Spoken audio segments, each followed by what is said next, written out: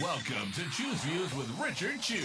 Get ready to dive into a world of insightful conversations and thought-provoking discussions. As progressives, our job is to have an all-inclusive, full-on assault with all of our players. A show that focuses on moving our political, social, economic, gender, and cultural conversation forward. And all of our players means all of our players. It's Choose Views. And now, here's your host, Richard Chew. Good Monday morning, political fighters. Welcome to the July 6, 2026 edition of Choose Views, 773-763-9278. Find my show on Facebook Live, TuneIn Radio, YouTube. Of course, email me at richard@wcpt820.com. Yeah, make your way over. You want to see the pictures to Facebook Live and to YouTube. There you go. Follow me on all the socials under Choose Views. Catch all of our shows by subscribing to our WCPT podcast on Apple Podcasts, Spotify, Amazon Music, and iHeartRadio. There you can get Choose Views, featured interviews, Joan Esposito, live, local, and progressive, driving it home with Patty Vasquez. It's the Democracy Stupid with Edwin Eisendrath, Out Chicago, and our other great shows and interviews. In the evenings, of course, catch the Politics Bar, the Matt McNeil Show, and the Gailey Show. And you can also make your way over to heartlandsignal.com to check out all the great work that our team over there has put together for you. So make your way over to heartlandsignal.com. Welcome back, I guess you could say. I hope everybody had a great holiday weekend, as it were, depending on how you celebrated or what you may have done. And thanks to Devin for getting us off to the races, and Maddie B, who's in this morning. So, gosh, there's a lot to talk about, and we'll cover it today. But I do want to say and make sure that I hope everybody had a good weekend and that it was a safe weekend, and that all the craziness and controversy that was going on, you know, we'll probably get into talking about that a little bit today. But let me give you a little bit of a rundown of what's happening here on the show. As it relates to today's guest. On today's show, we will be talking with Abbas Alawaya, who is the 2026 candidate for Michigan State Senate in the 2nd District in Michigan. Rick Tivers, who's a clinical social worker and therapist here in Evanston, Illinois, will be chatting with us. We're going to talk a little bit about what's happening with how we are interacting here in the country right now. What's going on? How are our spirits? And then we'll be taking calls throughout the course of the show, so make sure you give us a holler. Try to squeeze you guys as many in as we can today, and definitely in the 7:30 to 8 hour, we'll be taking as many calls as possible, so give us a shout. But that's who's going to be with us this morning. Abbas Alaway and Rick Tivers will be with us 6:30 and 7 o'clock this morning, and then taking your calls throughout the course of the week. We've got a great lineup of folks that we'll be chatting with tomorrow. State Senator L.D. Sims will be chatting with us. Dr. Chris Jones. Cliff Schechter will be joining us tomorrow. On Wednesday, our good friend Kurt Mullett will be here, and Dr. Thomas Fisher will be joining us. And then Thursday, I think Mike Nellis will probably slide in and hang out with us Thursday morning. Stephen Phillips, Kate Lincoln Goldfinch, Virginia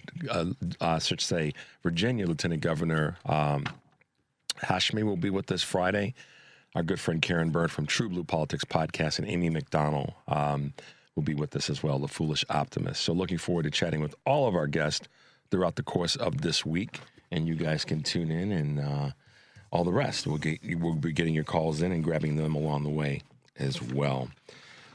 And so going back to, you know, kind of the thought of the day, the question of the day might be a better, here's how I want to put this. When I was saying earlier about how everybody had a good weekend, hope everybody had a good, safe holiday weekend with all the things that were going on, the controversies and the crazies and all that.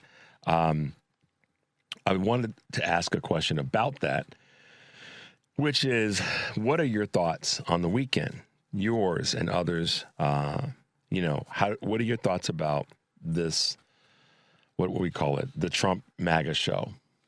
What are your thoughts about the Trump MAGA show that took place this weekend? What did you observe? What did you see? What did you, what is your critique of it?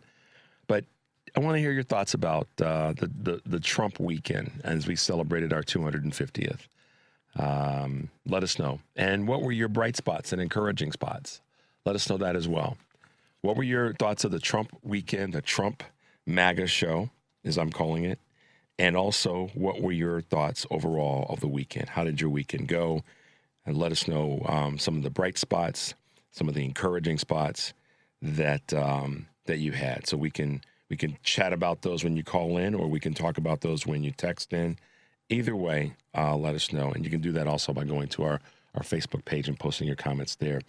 So I'll share with you a couple of thoughts of mine.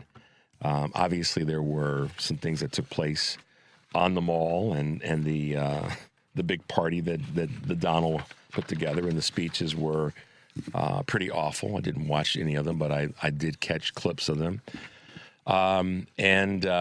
This is when we come back from the first break and we bring you some Choose Views news. I'm going to talk a little bit about this weekend. But this is the thing that I will say that is probably going to be, and I don't know how it'll rub some people, but it'll be something that people will ponder or think about. I'm glad that we're past it now, and I'll tell you why. Because sometimes the build up to the spectacle is more than the spectacle itself. But in this case, I'm glad that we successfully got through our 250th. There's a lot or the celebration of it. But the other side of it is there's a lot of work to be done. And so the way in which Trump and the administration and all of his sycophants acted this week is an example. It should tell you that we have a lot of work to do. And it's not just between now and the midterms. Part of our questions last week were 200 to 250. Do we get to 300? What do we need to do to maintain we the people? And what are you personally going to do to help change the narrative? Well, I think that those are the things that we have to be mindful of. What are the things that we're going to do to change the narrative? We saw a lot. There's one of the probably newly, but unfortunately iconic photographs based on an event that took place this weekend is a sign. And I reposted this and made my statements. And that was the picture that many have seen now that's gone viral. First of all, let's back up a second. We had this group of masked men, 400 some masked men walking around the streets of Washington, D.C. What do they call storm in khakis and beige mask and caps and walking around their flags. They've been pimped out by the MAGA regime. That's how I'm going to say it. If that's a fair thing to say. And they were at Union Station, telling to reclaim America, take back America. Their normal phrasing.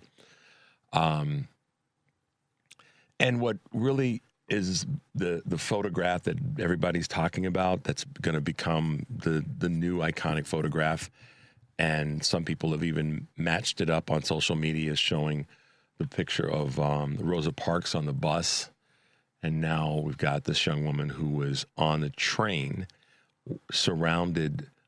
They didn't do anything to her, but surrounded yet the same with all these guys dressed up in masks and khaki pants. And there she is sitting by herself, not alone, by herself. There's a difference. As the photograph was taken with all these guys on their way to or on their way from Union Station. And it's already become an iconic photograph because she sits there and calmly goes about her business, just like Rosa Parks did. And maybe that's the sign. Maybe that's one of the signs that people are going to stand strong, just like Miss Parks did years ago when it comes to the rights of all of us here in the United States of America. So there's a part of me that is glad that I won't say it's over, but I'm glad that we're past it, because the spectacle was worse than many people thought it would be. There was even a person who was in a parachute that you guys may have seen now, Devin. I don't know if Mike, it's not Mike, if Matty B saw it. There's a guy or a person that was in a parachute, and it landed incorrectly, and he dropped right on the tents at the party on the mall. Yeah, and another one I think that got stuck on a boomatron, or what are those things are called? The big screens. Yeah, so they had incidents that took place. I hope no one got injured. That's not that's not my point of bringing it up. But it was a spectacle. That wasn't one that was particularly positive for all of the country. For the maggots who were there and those who wanted to try to make it seem like it's their country only, it may have been pleasurable for them, but it wasn't a representation of the entire country or as what we would like or have told ourselves that's what it should be. But there you go. I'm ready for us to move forward and get the work done that needs to get done and stand strong like that young woman did who sat respectfully and patiently and with lots of dignity on that train.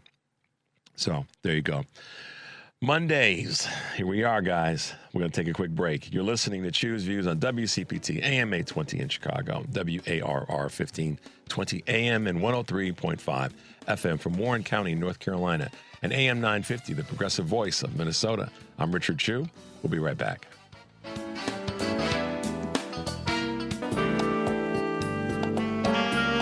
All right, guys, welcome back to the show. And we'll get to these again later in the show. Today on Live Local, Progressive Joan Esposito will be taking your calls, talking to retired Army General Randy Manner, former acting vice chair of the National Guard, and Bobby Kogan, Senior Director of Federal Budget Policy at the Center for American Progress. Live Local and Progressive, weekdays 2 to 5 here on WCPT, heartlandsignal.com, and tune in. Make sure to check out Patty Vasquez tonight, Driving It Home. She'll be joined by Dan Schaefer, as well as Jesse McIlvain. That's Driving It Home with Patty Vasquez, weekdays 5 to 7 here on WCPT, AM 820, heartlandsignal.com, and tune in as well as Facebook and YouTube.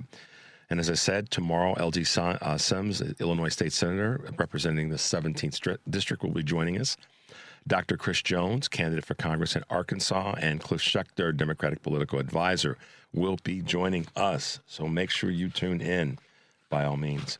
Later today, 4 p.m., Nicholas Enrich, who was with us last week, will be at the Seminary Co-op bookstore here in Chicago to talk about his new book, Into the Wood Chipper.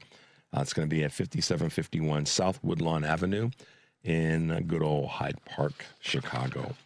So make sure you check that out. And we'll give you a reminder again before the end of the show on other shows to check out. So let's see what folks have said already this morning on the weekend. Let's take a quick peek at what's been here we go. Fortunately, I saw no footage from Washington, D.C.'s Freedom debacle. On Saturday, I watched ABC's Salute to America, where they highlighted the Tuskegee Airmen, the families of the enslaved folks who built the White House and the 7 most beautiful places in America. There you go. Right on, Nancy. Got together with family. Good for you. Let's see what Jim has to say. Jim at Crest Hill, the 250 celebrations for America in D.C. was nowhere near the great celebrations that took place 50 years ago in 1776, our bicentennial year. Not even close. I agree, Jim. 1,000%. You too, Nancy. Glad you guys had good times with your family, though. And I agree. It just was, the word I'm going to use is shameful. I'm glad no one was hurt, but it was shameful. There you go. All right, a couple quick Choose Views news items for you guys on this July 6th, 2026. The climate change case for wearing shorts to work. Old rules of office fashion make it abundantly clear that shorts aren't ever appropriate. But according to Bloomberg editor Chris Rovzar, the old rules of office fashion are overdue for an update. Rovzar points out that the resistance to shorts in formal offices is powerful, but dates back to an era long before climate change drove global temperatures to today's highs. Quote, life's too short to be so uncomfortable, he says. The idea comes as Gen Z office workers test the limits of professional fashion. Wow. Big southern cities feel the affordability squeeze. Major southern cities like Nashville and Atlanta are grappling with the cost of living spikes driven by corporate investments and the influx of affluent newcomers, according to Bloomberg. In Nashville, home prices have surged nearly 60% since 2019, while Atlanta's median home sale price has increased by 63%. Despite the population growth, wages have not kept pace. The South's $76,000 median household wage remains well below the national $84,000 average, which means that as inflation accelerates and gas prices remain high, residents and local businesses face more financial strain. And that's true. Got to increase wages. It's the balancing act. Who's hiring? The same companies investing in AI are actually the ones. You heard the claim companies are cutting staff to invest instead in AI. However, new data suggests this may not always be true. According to Ramp and Revelio Labs, which cross-reference payments to AI vendors and public workforce data, these companies that invested in generative AI with high intensity were also the ones hiring the most. These firms increased their total ranks of white-collar workers by 10.2% and their entry-level employees by 12%, a figure that calls into question the idea that AI hurts young workers most, but it's the one that needs to be reviewed. New studies tie rises in remote work to mental health woes. Remote work is taking a serious toll on workers' mental health, according to research published in the latest Science Journal. People in remote jobs reported experiencing increased instances of social isolation and mental distress, both on and off the clock. Roughly 9 in 10 workers surveyed spent their entire workdays alone, while also paying more visits to mental health care providers. All the negative impacts were for those workers who worked alone. So there you go. And then last but not least, sweltering heat upends the Independence Day celebrations. Parades, concerts, and fireworks displays were canceled across a swath of central and eastern U.S. Cities and states as dangerous heat created unsafe conditions for crowds during the July 4th holiday. In the nation's capital, the Great American State Fair was temporarily closed Friday as temperatures reached upwards of 101 degrees Fahrenheit. Organizers later canceled the National Park Service's Independence Day parade scheduled for Saturday, citing safety concerns. All right, so there you guys go. A couple of quick Choose Views news items on this Monday, July 6, 2026. So that leads me to some thoughts that I have about, as I said a moment ago, about this celebration. Many people are viewing it as it was a partisan takeover of our nation's celebration. We all are here to celebrate 250 years as best possible. But the semi-quincentennial faced some significant logistical issues. Obviously, political controversies were part of it, and weather disruptions, as I just mentioned a moment ago in Choose Views News. But the other part was that the events were marred by low attendance, performer dropouts, extreme heat, and partisan tensions that fractured the originally planned bipartisan festivities. But at the end of the day, as I see this and as I'm writing to this was an intentional, the weather can't be controlled by the administration or anyone, obviously, other than how we impact the climate. But the weather is going to be, and always has been, a factor that can affect events, sporting events, any outdoor event, even indoor events. But the bipartisan attempt that was the goal was a partisan takeover by this administration, plain and simple. And I saw it in events that took place in smaller communities. It wasn't just in Washington, D.C., where the partisan takeover and what I would say failure took place. There were other places throughout the country in communities other than Washington, D.C., that had really great celebrations that went well. And then there are ones that were partisan in their the way that they presented themselves, which is an effect or the offshoot of what the Trump administration and all of the Trump sycophants kind of wanted, when you think about it. They wanted it to be about their country, not our country. They wanted it to be about I, not about we. And we saw that on full display all of last week leading up to it. And we saw it certainly over the weekend. And it led to, a lot of boycotts, and it led to a lot of individuals that did not perform, a lot of people that decided to not show up, artist cancellations, as we saw. The technical mishaps were basically laughable. But as I see it, the controversy or the problem is this is an example of how Donald Trump is mismanaging this country, just like he mismanaged so many of his businesses. And once again, we're faced with the reality that people thought that this guy who presented himself as this great business person actually has not been that. But now he's got control of the most powerful, business arsenal, military arsenal, human capital arsenal on the planet. And in those categories, particularly when it comes to business and people, he absolutely suffers greatly there from incompetency.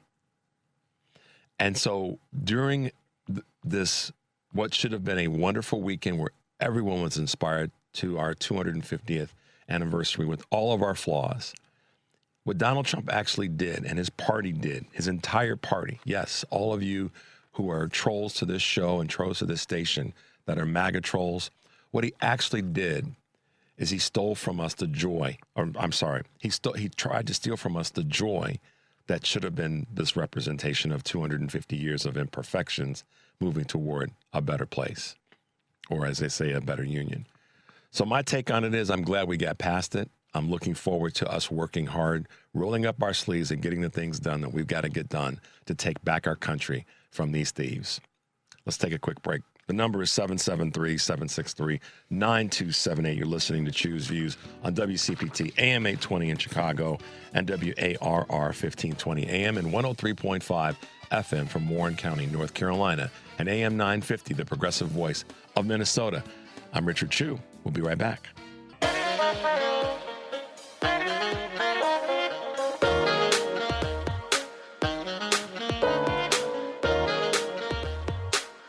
All right, guys, welcome back to Choose Views. If you're just tuning in, I'm Richard Chu. Thanks for being with us this morning.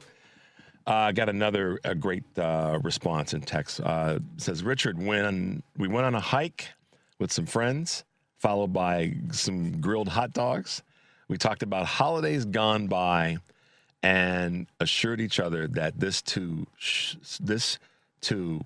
shall pass. Yeah, there you go. So 312, appreciate that. I want to hear more from you guys. What did you do? How did you feel? What are your thoughts about how we go forward? Someone that's wanting to move us forward on a state level. As you guys know, we are really strong advocates of making sure that we take back state legislatures. And in Michigan, that's certainly a state that when they've had the trifecta, when they've held those, the House, the Senate, Secretary of State, AG, governor, lieutenant governor, they've gotten stuff done in Michigan. With us this morning is a 2026 candidate for Michigan State Senate in the District 2, Abbas Allaway. Good morning, sir. Welcome to Choose Views. Good morning, Mr. Chu. How are you? I am good, man. I just said something, and I hope you're doing well. That I'm glad we are moving forward from the debacle that we saw orchestrated by this current federal administration. I mean that in the most positive of ways, not in a negative way. So if anybody out there saying that me and Mr. Abbas are saying that we don't love our country, wrong. We love our country. Right. We want to see it move forward. Sir, thank you for being with us this morning. And tell us a little bit about this Senate seat that you're running from in the great state of Michigan. Thank you so much, Mr. Chu, and shout out to the entire Heartland, shout out to Chicago, shout out to everyone listening nationwide. My name is Abbas, that's Abbas. You can find out more about me at abbas4mi.com. I'm running in Michigan. I'm running in the community that I grew up in here in southeastern Michigan. It's a newly drawn Senate district that includes Dearborn Heights, and a few downriver communities, Allen Park, Melvindale, half of the city of Taylor, and a part of the Warrendale area here in Detroit. Why that matters is the needs of this community are immense. This is a working class community. This is a community that includes immigrant communities, communities of color, black folks. It's also a community that is of immense political importance nationally. Every 4 years, we get the national parties coming in and pitting these working class communities against each other, against themselves, against their own interests. And too often, and I say this regretfully as a proud Democrat, too often our Democratic Party leaves communities like these behind, takes them for granted. I certainly experienced that in 2024 when a lot of the folks I'm running to represent here are directly impacted, not just by getting left behind right here at home, not just by having their costs go up, but also by our decisions about how our country uses its power globally. A lot of the folks I'm running to represent are Arab American community members who've had family directly impacted, harmed, even killed by the wars in the Middle East. And so for me, in 2024, what happened was our party left this community out to dry, and Donald Trump was all too happy to come in and yell and promise people the moon and lie his butt off and say, "Oh, I'll bring world peace if you elect me." Where was the party? Genuinely nowhere to be found. And so why I'm running here is I think we need a politics that puts working people first, working families first. That we've got to advance a politics that starts with saying the line and being about it. Now, I've never taken a dime of corporate money. I never have, never will. That's how we're going to start fixing our broken political system. And the type of Democrats that we elect really, really matter, because hopefully come January 2027, we'll have a trifecta again here in Michigan. But you need leaders who are able to bring communities that the party has left behind along and do so in a way that advances dignity for everyone. And that's what my campaign is about. Well, it's definitely a conversation that is been had for a while. If we go back to 2024, and it's certainly the general election, I should say, and it's certainly a conversation that is going to continue to happen, because I think a lot of people feel as though the Democratic Party left. Those are your words. I would say that that people feel, from what I'm hearing, that, as well as that the Democratic Party didn't listen to, everyday working class people, et cetera. And we know the narrative now. One of the things that I'm offering to every person that is running for office on a state level or on a federal level is that's a conversation that there's truth in it, and rather than but. We have to be very careful as to not use it continually as the thing that we're stabbing ourselves with or stabbing our own party with. And the reason I say that is Republicans are not stupid politically. They pay attention, and they watch for us to show our weakness in that space. They watch for us to raise our shirt up and show where we're vulnerable. And I think one of our biggest vulnerabilities right now that a lot of us are not talking about actively enough is that at some point we got to call a timeout on self-infliction of wounds. And that doesn't mean we don't talk about what we have to do to improve. But when we talk about it from the perspective of here's how bad we are rather than how great we are, because our ideas of us are better across the board. Our ideas are better. And whether they come from a local activist like yourself who's done great work, or they come from the national level, our ideas are better. So I've offered this up to everybody. At some point, we've got to send out the message. Are we going to stop stabbing ourselves, or those that are on our team? Because at some point, we're going to bleed out, and Republicans are going to just walk in once again and pick up the leavings because we spent so much of our time self-inflicting. What are your thoughts? I hear that loud and clear, and couldn't agree more. We've got to be focused on advocating for clearly articulating a really clear idea of what our vision for the big, beautiful world that we will deliver. And we've demonstrated here in Michigan that we can and do deliver when we have governing power, right? And here in Michigan, that's got to look like, building on the progress that we've already been able to achieve. We already got rid of the right to work in this state. What does it look like to expand the right to collectively bargain to as many workers as humanly possible in this state, for example, right? We've got to really take a look at healthcare and how, as the failures of the federal government and the failures of the big ugly bill that Donald Trump has used to kick more people off of Medicaid than is conscionable, how we can address that at the state level and make sure, regardless of what mess is happening from Washington here in the state, we're going to take care of people. We're going to make sure that folks have child care. We can achieve universal child care here in the state of Michigan if we are able to deliver a Democratic governor and a Democratic legislature. Those are the kinds of messages that we've got to be taking directly to voters. And when you go and talk to voters on the doors, and I've been going door to door in every corner of this community. Really, I mean, like that's what folks want. They both want you to stand up to the hate, the politics of division, but they also want to know, listen, I'm glad you came to my door. It's real nice that you're here, but what can you do for me? And we've got to be clear with people about how we can materially improve their lives. That's the message right there. I think that so many times that it's right there, it's easy, and that is, what is it that we can do? I've said for the longest time, here's what the problem is and who created it.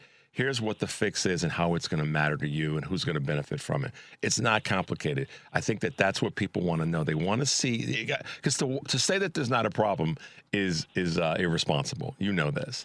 And right. But we state what the problem is and say, all right, but here's the fix that we're going to go after. And here's how it's going to benefit you. So when those doors are being knocked on, I've been suggesting to everyone that's running on any level, that's what people want to hear. How's this going to impact me, right now? This is what it's going to do for you. And tell them. So that's my hope for so many people like you who are running, and whether it be on a state level or on a federal level, to be able to embrace that. Keep that message simple. Drive that message home every single door that's knocked, a flyer that's left, or press conference that you do, and people. That's what people I'm hearing are asking that is brought to them. So, let me ask you this quick question, and then we'll go to a break. In the state of Michigan right now, what would you say are your top?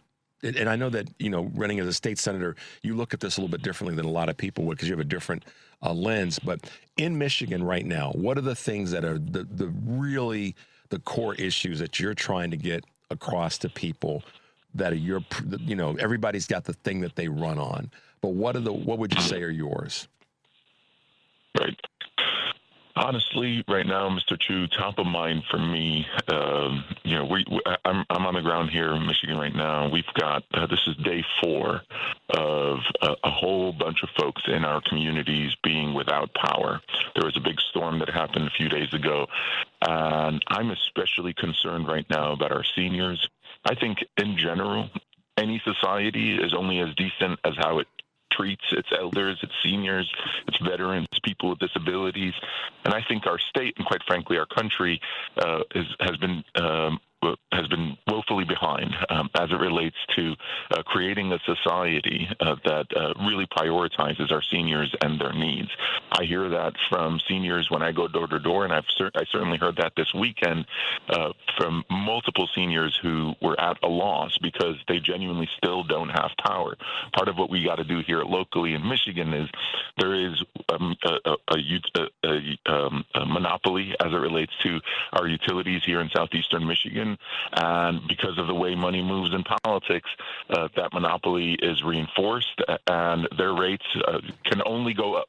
The way that the law is written is the rates keep going up and up and up, and regardless of the reliability of the grid or the lack of reliability of the grid, the rates for our seniors keep going up, and they end up enduring something unimaginable, like what's happening now. We are in the wealthiest country in the history of the world, and as I was knocking doors this weekend, seniors were still without power. Of course, working families in general across this district were experiencing that same plight. And so I'm really concerned about our seniors, especially in the era of AI. We have a loneliness epidemic as it relates to our seniors. They become more vulnerable to scams. I've been doing these AI scam awareness workshops with our seniors all across this district, trying to get good information about how much more sophisticated the scams that have been targeting them have become. We've got to take care of our seniors. That's a salient issue for me, especially after the power outages that that folks have been living through these last few days. Yeah. Let's take a quick break, boss. The number is 773-763-9278. You're listening to Choose Views on WCPT AM 820 in Chicago and WARR 1520 AM and 103.5 FM from Warren County, North Carolina, as well as our good friends at AM 950, the progressive voice of Minnesota. I'm Richard Chu, talking with the boss, Alloway, who is a 2026 candidate for Michigan State Senate in District 2. We'll be right back.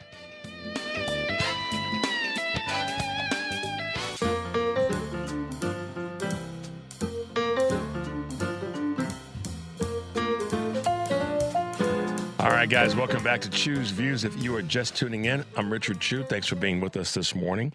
We are talking with State Senate candidate in District 2, Abbas Alawaya. Thank you for being with us, sir. It's always a pleasure to talk to someone that's running for office on a state level.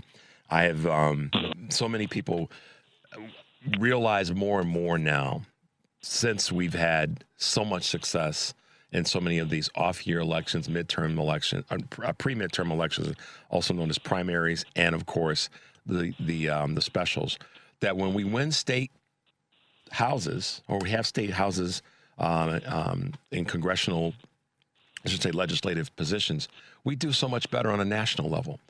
And so that's kind of where we are, where we're seeing this happening.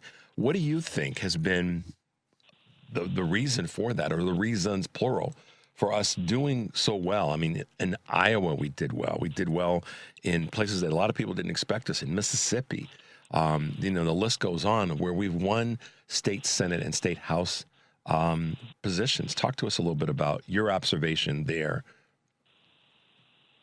Well, from my perspective, as I've been going door to door here to represent the community that I grew up in and love, there is a common theme. For one thing, before I answer your question, one of my biggest takeaways, especially as a progressive who's got a heart for wanting a better world, there is nothing. Anyone who carries any kinds of biases, conscious or unconscious, go knock doors for a campaign or run for office yourself and go knock doors in your community. All of those biases fade away. They melt away when you go and see people in their homes who have just a common desire to live a dignified life. So any perceptions that you might have about one community or another, go knock on their door. They're not that different than you. Really, people want the same thing. And I think that is a feeling that folks across this country have. And when they've seen, Donald Trump's Republican Party decimate our country's democratic institutions as a matter of governing, as a matter of policy making, I think folks are really hungry for what is it if there is no, what is the line of defense when our federal government turns against its own people, when our federal government is actively dismantling all the good of the Department of Education, all the good that can come from foreign policy institutions that are intended to build goodwill across the world, and folks are looking local, and I think that's a smart thing to do, because all politics are local, and how are we going to defend our democracy if Trump weaponizes one agency after another to try and come into our communities and threaten the very fabric of our society? The answer to that is local office. The answer to that is who's on your school board, and who's your mayor, and who are your state representatives and state senators, and who's your governor, and are those folks hell-bent on making sure that we protect our democratic institutions, that we protect the ballot box, that we don't allow the ballot box to be the battleground for or a battleground upon which our federal government gets to villainize immigrants as a pretext for taking away our right to vote. I can very quickly imagine, based on how things have been going, deploying ICE agents to polling locations and saying, "Oh, we're here to make sure the illegals don't vote." We know that this is an attack on our very democracy, and what we've got to do is, and why we're seeing, I think, across the country, folks prioritizing elections at the local and state level is they want to protect our very democracy. It's a top issue here at local. I think there's a real need to meet the moment, and thankfully, folks are stepping up all across the country and trying to do just that. Yeah, and I think that's the local piece is, using ICE as an example of us, when ICE came into Chicago or into Minneapolis or into LA or into Charlotte or into other places in the country, it was the local officials, whether it be the mayor of a particular city, or the county officials. Here in Chicago, our aldermen and alderwomen, alders as they were referred to, they're the ones that kind of pump the brakes, if you will. And so that's another reason why just something that's so literal as ICE, being in a community, the local officials were the ones that had to step up with some assistance from the state as well. And I know you saw that there in Michigan.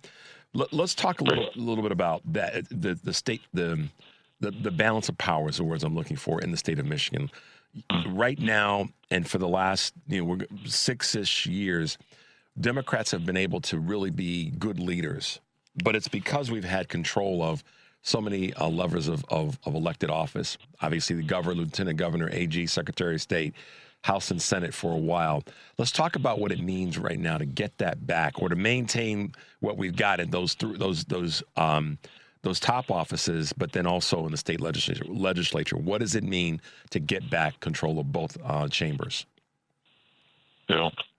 Well, I mean, so right now we're looking at a map where, currently the state house is in Republican control. It's led by someone who prides himself on how little work, on how little governing he's able to ensure that our state legislature does. And we've got a governor right now, and Governor Gretchen Whitmer, who's done a heck of a job, delivered on more issues than we have time to name, on civil rights, on expanding health care, on making sure that she's delivering investments on our roads that people actually feel, making our roads safer, prioritizing safety across the board. I mean, these are real, tangible changes in people's lives that they can feel. And so hopefully, by the time we get to talk again, we have, ensured that the governor's office, that the governor's mansion remains in Democratic control, and we take back the House, and we maintain the control of the Michigan Senate. And when we do that, there are real priorities we've got to tackle on day one. I think we've got to first and foremost look at how we're going to lower costs for people, and that reality is real. And what it's going to take is corporate accountability, especially in an era of AI, where this the so-called dynamic pricing is raising the costs on individuals in a hyper personalized way. We've got to regulate AI specifically, and we've got to do it in a way that is quick and that is that meets the moment, because these big tech companies are set to pour more money into our politics moving forward than we've ever seen from any industry in the history of our country. That's what the projections are saying. And so unless we get a move on this quick and make sure that the safeguards are in place to protect our young people, to protect our seniors, to protect vulnerable communities from an unregulated AI market, then we're going to be severely vulnerable as a society, I believe. Childcare is another one of those things that really needs to be a priority on day one. I've had conversations with one of our leading Democratic nominees for governor, hopefully the next governor of the state of Michigan, Jocelyn Benson, about child care. I think we have a real opportunity to advance universal child care, to invest in the care economy here locally, understanding that when we think about something like child care as not a luxury, but as infrastructure, it's as essential for folks getting to work as the roads that we all pull together our resources to make sure are working. Childcare is that, and so we need childcare as essential infrastructure in this country. And then, very importantly, we've got to expand the right to organize here in this state. I happen to have worked for one of the most pro-labor members of Congress, Congressman Andy Levin, who was a labor organizer himself. That's where I cut my teeth, is in his office, staffing him on the House Committee, the U.S. House Committee on Education and Labor, and got to contribute to the PRO Act, which would expand the right to organize and bargain collectively across the country. We've got to do that here in the state of Michigan, and my hope is by the time January comes, I'm part of a Senate majority of Democrats working with a trifecta that is able to deliver on all the above, including, and very importantly, lowering our health care costs, as well as maintaining the house, getting the House back, I should say, and out of the hands of current Speaker Matt Hall. Abbas Alaway, thank you so much for being with us. Really quickly, how can folks find you and get involved in the work that you're doing with your campaign? Thank you so much, Mr. True. I wish I could start every morning having a conversation about how we're going to deliver for our communities with you. I hope to get to talk to you again. Folks can find me. My name is Abbas, A-B-B-A-S. My last name is Alaway, A-L-A-W-I-E-H. You can find me on social medias, A-B-B-A-S-F-O-R-M-I, on all platforms, and my website is ABBASFORMI.com. Thank you so much again, Mr. True. My pleasure. We'll have you back on the show. Stay safe, and we'll talk with you soon, all right? Thank you. All my best. All right. Take care now. Guys, hold on. Let's not take a quick break just yet. I got to read this, guys. We had a really cool comment that I just thought was awesome.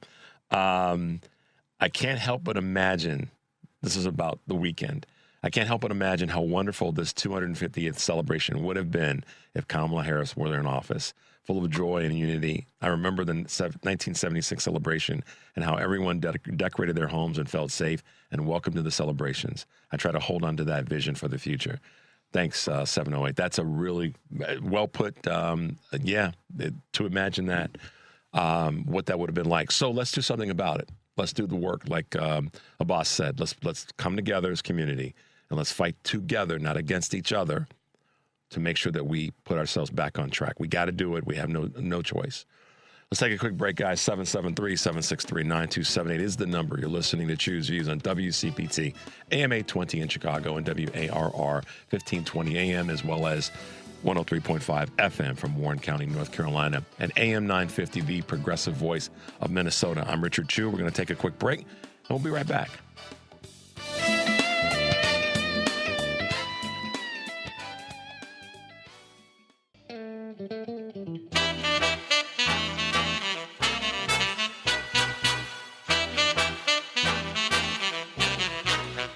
From the headlines to the heart of the city, Richard Chu breaks it all down. You're back on Choose Views.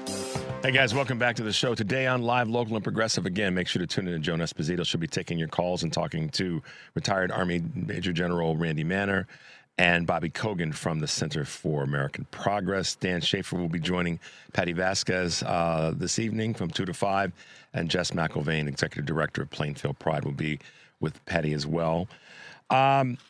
So listen, the podcast, a lot of people are asking me, how do I get them? Well, you go to a couple places: Spotify, Apple Podcasts, TuneIn, iHeart, YouTube, and Amazon. You can get them there and pass them on, share, like, all that good stuff with the folks that you care about. We've had this gentleman on with us before, and I think that on the heels of our country's anniversary, a lot of people were of a different mindset. I talked to a number of folks that said they were looking at this year's anniversary a little bit differently. But who we're going to talk to now is someone that has some words of wisdom, some thoughts about it. Rick Tivers is a clinical social worker and therapist based here in Illinois, Evanston, Illinois specifically. one of our northern suburban cities, where Northwestern University is, in case you needed a geo thing to lock into. Rick, good morning. Welcome back to the show. Thanks for having me back. I'm glad we have no technical difficulties this time. Nah, Much less anxiety. no, man. Deep. Okay, I'll play therapist. I'm good. Woosah. We're good. It's all good. All good. Good to see you again. You too, Appreciate man. it. You too. I hope you had a good weekend, a safe weekend with family and friends. Yes, it did. And I hope you did too, and your family, of course. Absolutely. We all were dealing with the various rain that we got in the upper Midwest, which definitely created some challenges for some folks. And our previous guest was just talking about the power outages in eastern Michigan that they were dealing with. But listen, let's dive into this. I think the first question that I want to ask you is kind of a broad question that I think everybody can benefit from throughout the country and listening is I see a country that's stressed right now. I really, in all honesty, Stressed and divided. I see a country that's stressed, and divided. I see a country that's stressed, and on an individual level, on a community level, small community neighborhood, and I see it on a broader scale. So the broad question is, what's your assessment about that right now? And then I want to ask you some more specifics in terms of what I found fascinating, the week leading up to the 4th, a lot of my clients would be excited, wanting to celebrate. A typical 4th of July wow time. So many of my clients this year held back, felt depressed, not sure what tribe they belong to. So many of us have a craving to belong to a special group, and people feel very lost about who they belong to. And so a lot of the celebrations this year were very muted. And as you know, in Chicago, it was very muted given the weather.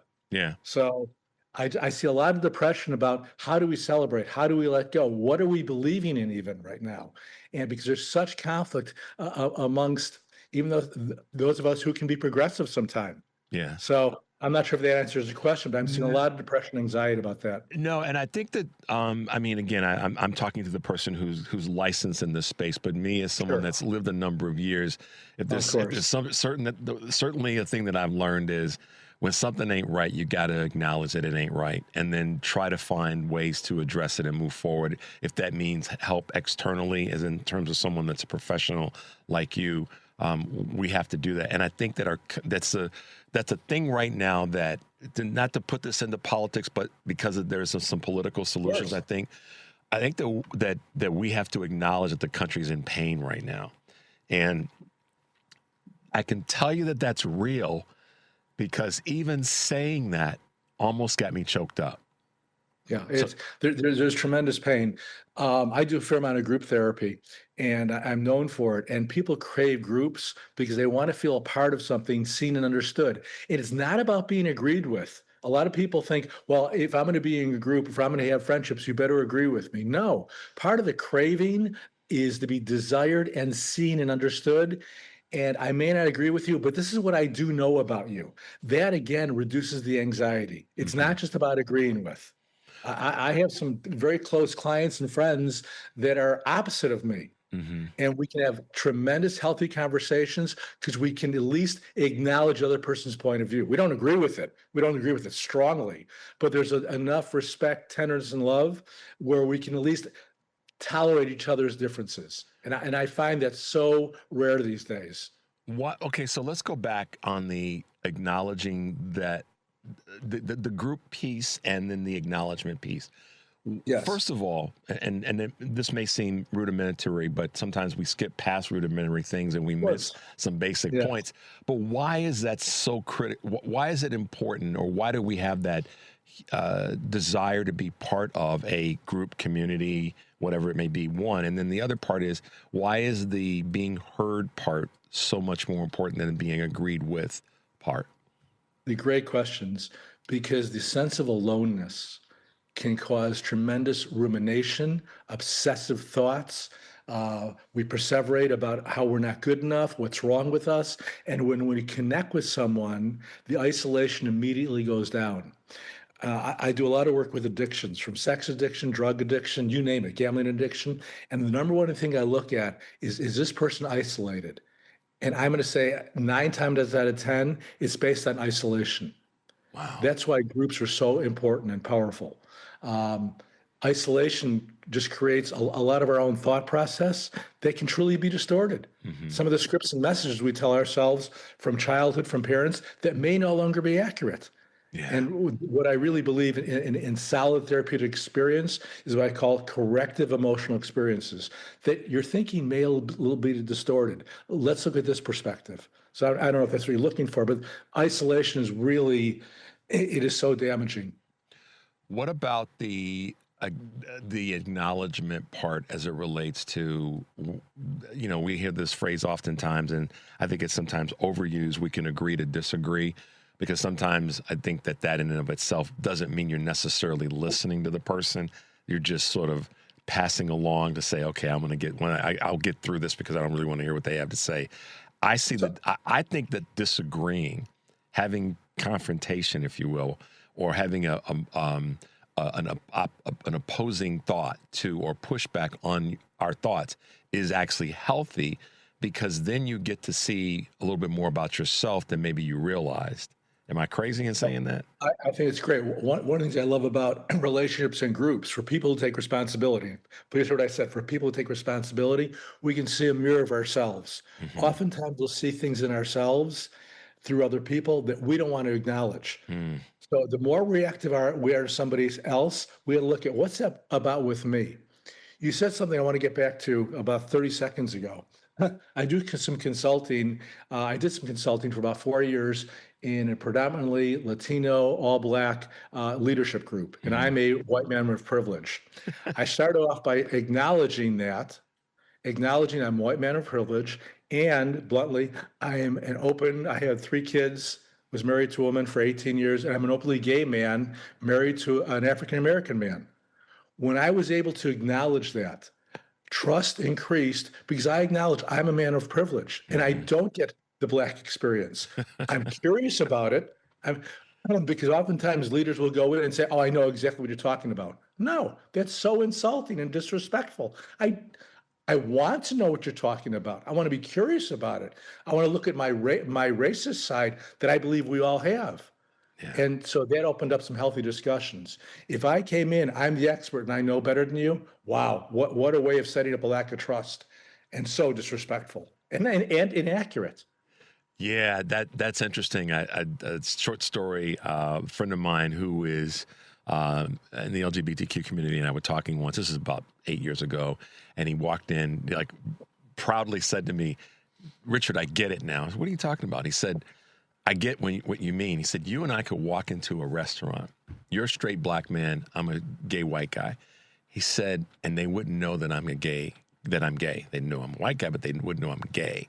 He said, "They know you're Black the moment you walk in." He said, "I got it now." It registered with him in terms of the experience. And I think the same is true for any of our communities where something might be quote unquote different from the norm, or whatever the norm is perceived to be.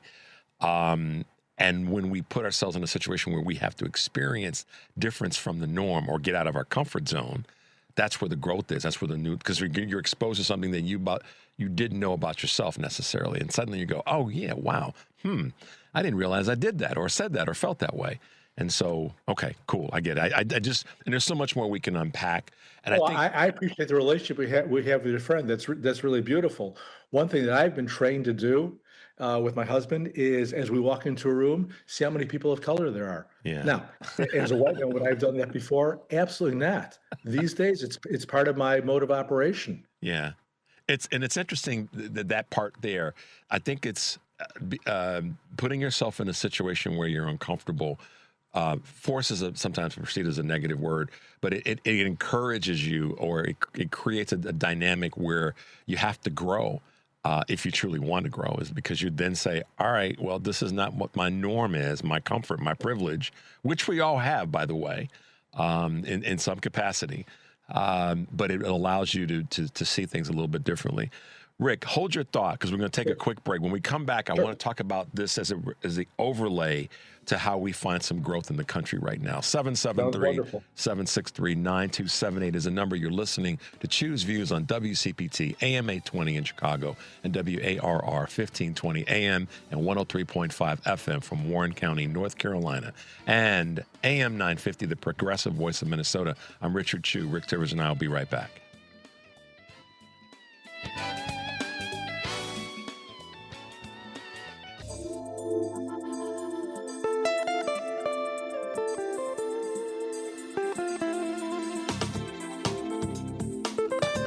All right, guys, welcome back to Choose Views. If you are just tuning in, I'm Richard Chu, and thank you for being with us this morning.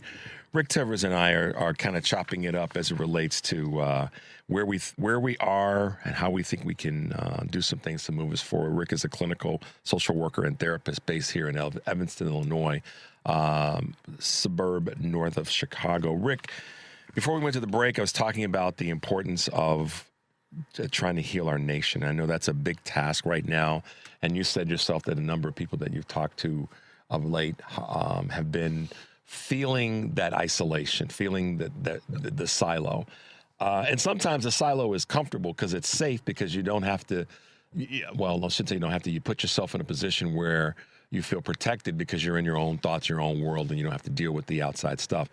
We're all, susceptible to that. None of us are immune to that comfort, that warm, our own personal warm blanket. But what are some of the steps that you try to help people with when you detect that there's an over amount of isolation or over amount of siloism, if you will? Yeah, one, to really connect to people. It's crucial. Connection in a very heartfelt, authentic way. Two, it used to be that people could look forward to things. I don't know about you, but I obsess about my weekends, my playtime, my fun. And I'm finding more and more that depression is so strong in our country that there's not a lot to look forward to. And each day and each news article creates more just unhappiness, turmoil, sense of angst. And one of the things that people deal with, both addicts and non-addicts, is a sense of powerlessness and helplessness. When I see somebody really helpless, truly helpless, not being manipulative, not a game, not just a cry for help, that's when I get scared and really sad about it. Because I've never seen such helplessness in our country, at least for the clients that I treat, as I've been seeing the last several years. It's frightening. I also help people really change their expectations. And it sounds sad, but almost What do you mean by that? Very few expectations to prevent ourselves from feeling that constant sense of hurt and disappointment. A lot of people, of course, are waiting for midterms, waiting for next elections, and that's great. Yet we still need to live now. So how can we use our voice now to have some kind of impact? So that expectation sometimes, I mean, that's a challenging one for so many people because, we're dreamers in so many ways. We're hopers in so many ways, and that shouldn't go away. I know you're not saying that, and neither am I. And rather than but, we have to find ways to live like today. I mean, it sounds so, what's the word I'm looking for? Clichéic to say live today. Tomorrow's it's not promised, and the future's not promised, and the past is the past. I totally bumbled that, but we get it, of course. But to take advantage and really take on living today and making it as big and broad and beautiful as we can, because the future, sometimes those expectations are not, they don't happen fast enough. And I think politically, that's one of the things that we kind of got in trouble with, is not looking at today and going, okay, this is today's greatness. What's going to come in the future is going to come as it comes. And politically, we probably got caught up in what the future is going to look like more than saying right now is as important as the future. I said a lot of words there, but help us through that, Rick. No, this is over the weekend. We stopped by the the new Obama Center, which is just beautiful. We didn't have tickets to get inside. We walked around the campus. What I was just struck with, and I actually feeling emotional right now, there was such an attitude of remember these days. Remember how dignified it was, how hopeful it was. And I thought it was just me projecting how I felt about it myself. And I acknowledge that. And we talked to several people, and there was just a sense of, oh, we miss these days. And just the environment was beautiful. And unfortunately, living in the past. And I hate talking like that because I'm very present and future oriented person. I hope we can help recreate some of those wonderful moments in our future. But even thinking about it, it brings up some angst. But yeah, It seems as though that where a lot of that comes from is that there was a sense of we didn't feel alone. So I guess we go back to where we started in some ways. There was a sense of grand community. And I'll tell you that one of the things that really strikes me to that point about what you've said and where you really have been so special in, and that's community and or bringing together that group strength is I played one of the clips from President Obama speaking in Ireland a few years ago, and I played this on the Friday of the opening of the library, and the numbers of people that were there that were cheering for an American president that they had no actual direct influence or impact on, but the sense of community and connection that he gave them provided them a sense of we're going to be okay. And I think those words right there, we're going to be okay, is critically important right now. And I knew we were going to have you on the show.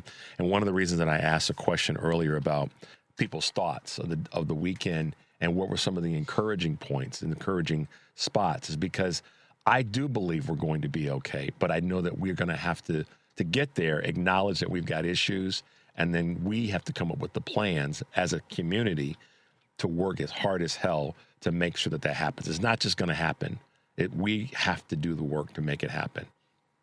It's interesting you brought up the speech. I have a client of mine who every month or two will listen to some of Obama's recordings, especially when he gets really depressed, just to hold on to some of the past. And at first I thought it was really a joke or almost bizarre thing he was doing. It really is uplifting. It gives him a sense of where he was, where he's at now. And again, anything to help us cope and live in the here and now is something I fully support. But the here and now is very overwhelming. And sometimes I think it's fair to say just unbelievable, still unbelievable, in my opinion. Yeah. One of the things, it feels psychotic at times. No, believe me, I'm with you in that crazy car that we're in. But one of the things that comes to mind for me as well, in terms of where we are right now, is what I guess I'll call it sort of prioritizing other spaces. Sure. What do I mean by that? You kind of touched on it earlier about looking forward to the weekend, looking forward to something. And I try to leave everybody with this before the end of every show and make sure that along the way during every show that I talk about, find a thing outside of you. And maybe that's the community of the park. Maybe that's the community of the gym or the community of, the grocery store. Hell, I don't know. But find a third or another place or another space that brings you joy, brings you energy, that allows you to then put that back out into the universe. Thoughts? Absolutely. I need some what I call mindless time. My husband and I'm pretty old, but my husband and I still love going dancing. And it's one of the few times I can get outside my world, not think about therapy, not think about our problems, and then the following morning reintegrate with the world. But I think we all need escape times. It's going to be different for each person, whether it's reading, walking, running, working out, connecting with people. I call it stupid time, where we're not focusing on our world problems. Yeah. And we need that. We really need that. Yeah, my wife talks about that, having the stupid time in life to do certain things because of the way, broadly speaking, we have so many pressures around us, whether they be the environment, whether they be economics, certainly our political and social issues, and our health issues, and to be able to step away and create some of your own joy. One of the responses that I received from one of our listeners about where we would be, imagine where we would be, and if we had elected a different person as president, essentially, this listener was saying that Kamala Harris was talking about us being more joyful, And I think that that's something that we have to be seeking right now is more joy. But I think that we have a huge opportunity to do it in community. And that's the thing that I want all of our listeners to be able to embrace, is that we can fix this if we work together to fix it together, and that we can, and some trust to come out of our silos so that we have that ability. But the only part that I agree with you, but people need to develop their own community. What could look like a community for you or myself may not be that kind of community for somebody else. Because we can stereotype what kind of community is appropriate for each person. It's really an individual basis. Really an individual basis. That's fantastic. Rick Tivers, thanks for being with us this morning. As always, you can find him online at Rick Tivers, LSCW. He is a licensed clinical social worker and one of the best in our country. Thanks for being with us, man. Richard, thank you so much. Appreciate it. Best of luck to you too. All right, we'll talk to you soon. All right, bye-bye. Thank you. Bye-bye. 773-763-9278 is the number. You're listening to Choose Views on WCPT AM 820 in Chicago and WARR 1520 AM and 103.5 FM from Warren County, North Carolina, and AM 950, the progressive voice of Minnesota. I'm Richard Chu. We'll be right back.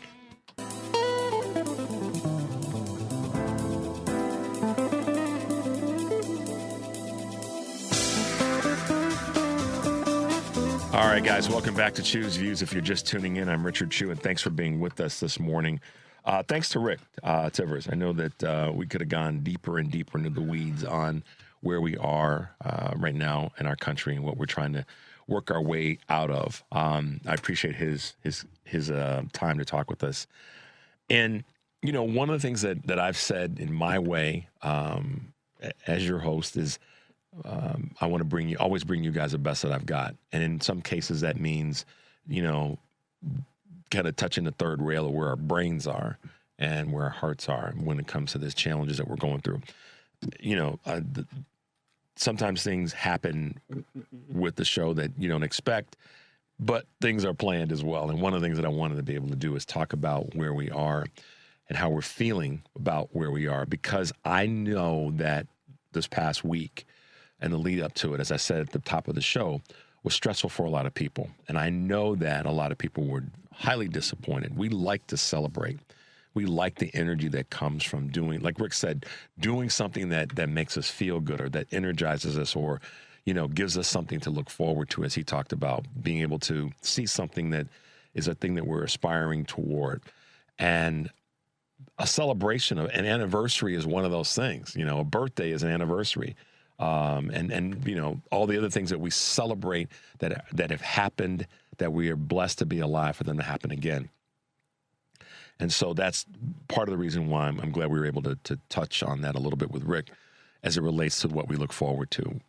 I said it in my own way. We have to live today. We have to make sure we are taking advantage of what's happening today. But I love how Rick, you know, kind of merged in the thinking that our past, some of those memories of the past are they're tools that we use to sustain ourselves. And I can tell you from, you know, kind of what Rick said as well, that those tools are just that. They are ones that we should use. And we have to be mindful of the moment and how we go forward. So I'm hoping that you guys got some value out of that and can take it with you, because I wasn't joking when I said I'm glad we got through the celebration, and now I want us to be able to come together to move forward to fix these problems that have been created specifically by this administration and more broadly by some of us who sort of took our hands off the wheel. That's why I think that, you know, if you think about it, that's an analogy that I use a lot, or I have two parts of it. I said, you know, in some ways we took our eye off the ball. We all got comfortable in years past, and that's not pointing fingers at anybody other than all of us. And we allowed certain things to be unattended to. So the weeds grew, and we didn't have the garden that we thought we were going to have. And so a lot of people are saying we got to yank it all out and start all over. I think we have to be smart about that. We have to be delicate about that. We have to be doing it, but we have to be smart in how we pull up those weeds, because we don't want to pull up too much of the foundation where we cause our society to crumble. That's why I'm not a huge advocate of, kicking all the bums out, as the phrase goes, and getting rid of everybody on the Democratic side that may not have been performing to our liking. I think we need to maybe have them move to the back of the bus and let some other folks emerge. But, if we kick everybody out, then we have nobody to replace them, then I'll tell you what will happen, and that is the Republicans will replace them with worse people. I can assure you of that. I know a lot of people think, well, no, it's true, we got to get rid of all these weak A Democrats. We need to transition, but getting rid of them whole at one time is a fool's errand. You can challenge me on that all you want, but I can tell you that if you get rid of everybody at one time, there's nothing left, and it will be replaced by something that is not as good as the less perfection that we didn't have. I can promise you that. It's been proven time and time again. And frankly, for many of us, if you look at it differently, it's math. It's scientific. It's physics. We need to have a balance so that we can transition to a better place. So some ways in which we can address that, I believe, are, as I said a moment ago with Rick, and you guys have heard me say this before, we have to acknowledge that those are that things are there. But as I said to a boss, we also have to make a determination at some point. We have to stop stabbing ourselves as progressive liberal Democrats. We have to start healing ourselves by saying, yeah, we have these issues, and these problems do exist, and these are things that we need to fix. But to continually be stabbing ourselves and saying how awful the Democrats were in 2024 and how that to me at this point can be part of the problem as we try to move forward, because it gives the Republicans a sense that we're weak and that we're more willing to come after ourselves than we are to go after them. Because here's the message, and here's part of the solution that's working right now. The Democratic folks that are running for office on any level that are doing both things. They're talking about the problems that Republicans are continuing to reinforce. They're talking about those. They're highlighting those. They're bringing those to the table. And at the same time, they're talking about solutions and how do we go forward. That, to me, is our winning strategy. It is not stabbing ourselves in the side over and over again to win some political points and to sound good to those who are saying we got to kick the bums out and get rid of everybody. Start all over. Rip it down to the. That's just a lot of work to rebuild from that point. It just is. And we can use we can look at a natural disaster as one of our best examples of that. When everything gets torn down and destroyed, it's hell to build it back. So what we probably are going to be better at doing right now, and the reason I'm saying this morning, the beginning of this week, is that we've gotten through this celebration that should have been a much brighter spot for all of us, not just a select few of who Trump wants to see in his light of the real Americans, which I think is utter BS. But we have to see ourselves, we have to acknowledge, yes, that these are the problems. And we then have to say our path forward does not include destroying and tearing down and making our own party less strong by tearing it down. We start with what we have and we build from there. And I hope that people are hearing this and understand that it's not about me trying to be right in this space. It's about me trying to acknowledge that we hear each other, that we have problems. The worst thing to do at this moment is to tear it all down and think that we're going to rebuild it when the Republicans are sitting there waiting for us to do just that. They want us to cave in on each other. I'm telling you, they do. I've listened, and here's how I know that this is not about me being right, but here's how I know that this is relevant now, is that I've listened to Republicans talk about Democrats in a way that gives me the sense that they're waiting for us to have that moment, because they're afraid of us right now. This is the thing that's the upside of this. They're afraid of our power because they know, Republicans know that when we are united as Democrats, we're pretty damn dangerous. And I mean that in the best of ways. We get blank done. Look at, and this is kind of the foundation behind why I talk about the states that have the trifecta, or that they have the dominance of political power. They get stuff done, whether it's to the harm or to the help of the community. Wisconsin's legislature blocked what the Democrats were trying to do in the executive branch because they wielded their power. Michigan, on the other hand, had the House, the Senate, Secretary of State, AG, Lieutenant Governor, and Governor's office. They got stuff done in the state. Illinois is another good example. We've had so much success. And for those who are sitting out there saying, yeah, but if you don't live here, or if you do live here, get off the sidelines and get in the fight rather than just fighting from the sidelines with the keyboard and whining and moaning. But when we have the power, guys, we get stuff done. It's a fact. The data backs it up. So I'm saying let's not give Republicans a peek into what we're doing and then we yield power to them and we once again be in a situation where, guess what? They fill in where our holes are with incompetent, craven, chaos-driven people. Abbas said this earlier about the Democrats didn't do X, Y, and Z. They forgot about people in the state.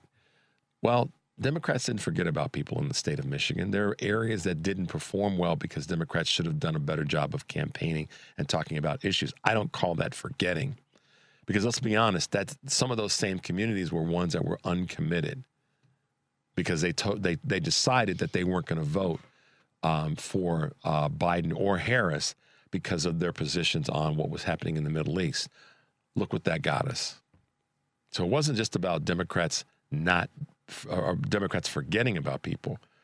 What happened is we exposed ourselves and Republicans took advantage of it. And as Abbas said, Trump came in and made all these promises, didn't get a doggone thing done in those areas.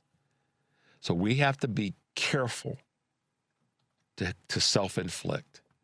And I'm really hoping that on this week starting the second half of this year, that we work hard toward connecting, we work hard toward building consensus, and we work very, very hard to be very, very clear about the objective that we must get done, and that's to take back not just the country, but the energy and the joy and the love that we so deserve. We're going to take a little bit of a break. When we come back, we'll grab a couple of calls. The number is 773-763-9278. You're listening to Choose Views on WCPT, AM 820 in Chicago, and WARR 1520 AM, as well as 103.5 FM from Warren County, North Carolina, and AM 950, the progressive voice of Minnesota. When we come back, we'll grab some of your calls.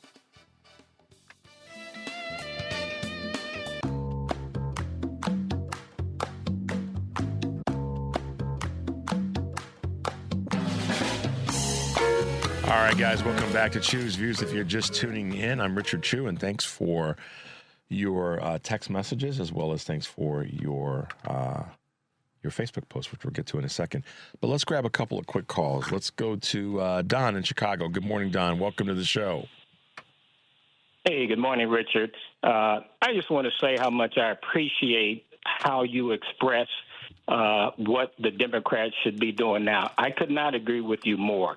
I think it is very self-defeating for us to continually attack the Democrats for not doing this or not doing that. The Democratic Party faces structural issues when we do not have a majority in either house. Yep. There's only so much they can do. Instead of us saying we need to hold our elected Democratic officials accountable, we need to hold ourselves accountable for not voting like we should have voted in 2024. If we had done our part, then we can hold the Democrats accountable once they have majority. But at this point, all we're doing is helping the Republicans by continually criticizing Democrats for not fighting this and not fighting that. We have a big tent, and we have a lot of different constituencies that we have to try to represent.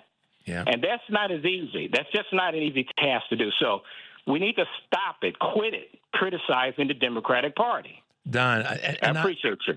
No. Stay with us for a second. I'm not saying this, y'all, for me to be right. I'm saying let's look at what's relevant. What's going to get the job done as a team. If we're calling ourselves a team, and I use a sports analogies oftentimes because they come quick to mind, but an organization that's not a sports team, but a business organization, if everybody on that team is constantly fighting with each other, you're not getting anything done to move the agenda forward.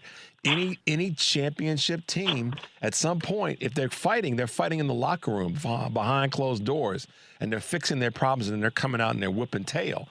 That, to me, is where we have to be right now. We have to, we fix the structural issues, but we fix them in private.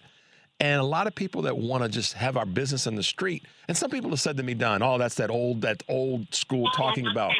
No, it's kind of common sense to understand you fix those problems and then you come out as a unified front.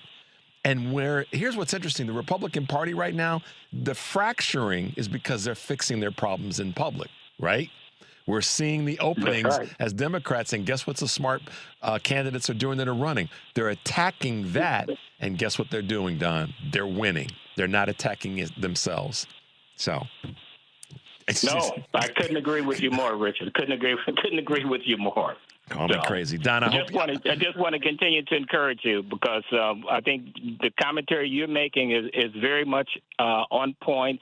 When I listen to some of these talking heads that call themselves Democrats or Democratic supporters, it's hard for me to differentiate them from Republicans with some of the commentary they make on the Democratic Party. So I appreciate you. No, I appreciate that, Don. I hope you guys had a good, safe holiday weekend. Did you have the grill going, or were you just did you take it easy?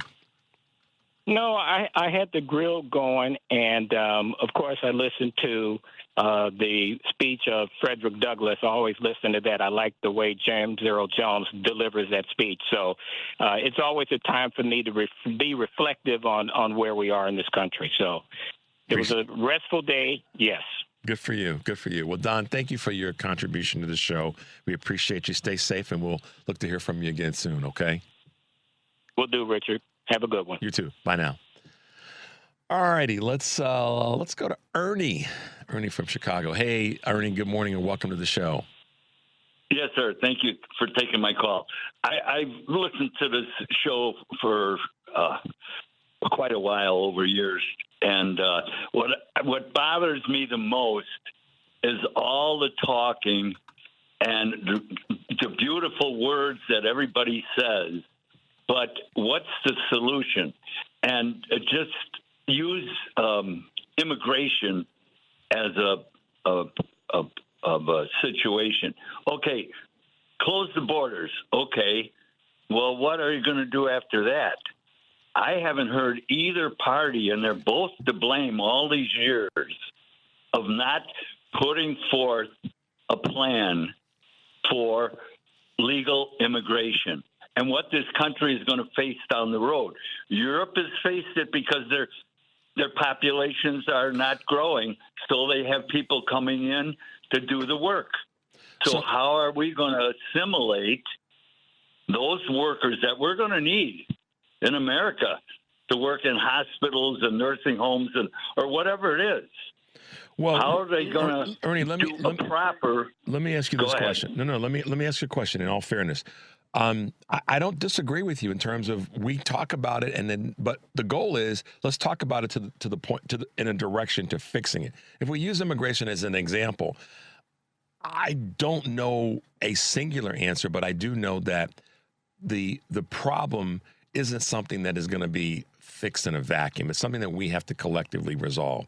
But I want to know what you think the solution is. If you say immigration, I mean, we're all part of the solution, Ernie. So what do you think is the solution? And we may not have enough time to talk about it when it comes to immigration.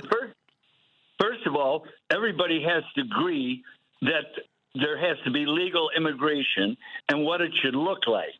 Then the next question is and this will sound horrible, what kind of people or prospective people are we going to have come into this country?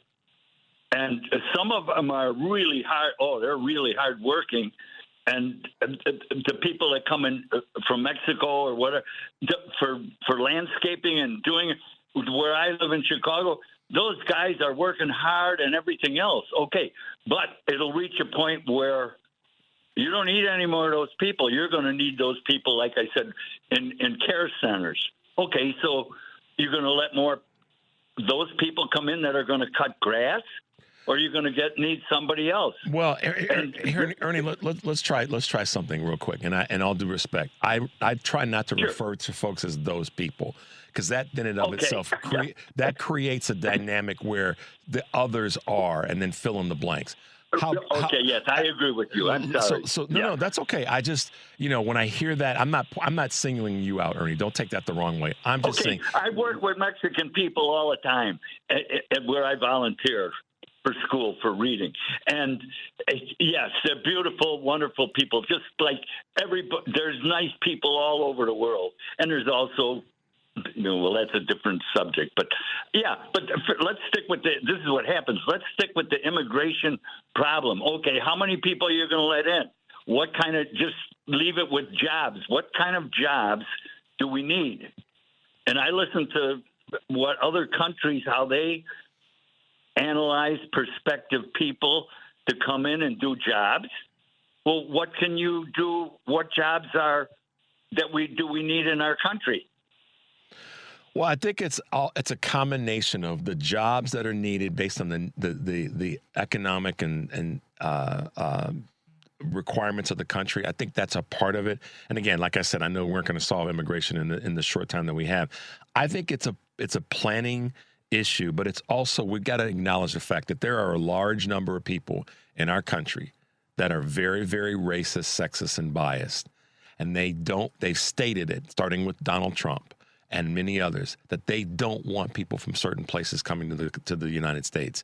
And I think that right there is the starting point of the fix. We've got to get rid of that kind of thinking, that kind of talk, that kind of leadership. If we don't acknowledge, I'm driven down on acknowledgement. If we don't acknowledge that exists in our country, we aren't going to ever fix immigration, because a lot of the people who are in those roles that are making those statements, they themselves are one generation from being descendants of immigrants in the United States.